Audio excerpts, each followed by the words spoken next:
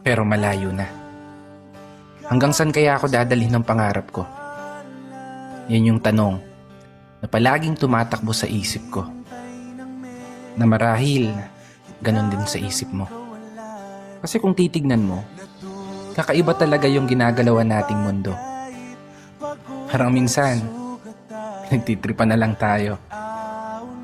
Paikot-ikot na lang yung sitwasyon na paulit-ulit kang natatalo. Oo, minsan, may araw na panalo ka, pero mas madalas pa rin yung nadedehado. May oras na gulong-gulo yung isip mo, may panahon naman na pumapabor sa gusto. Ganito siguro talaga yung ibig sabihin ng buhay.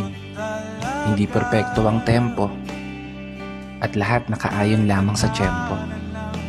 Pero kahit ganon, dapat magpasalamat pa rin tayo. Kasi isipin mo naman, sa likod ng napakaraming beses na pagkatalo mo,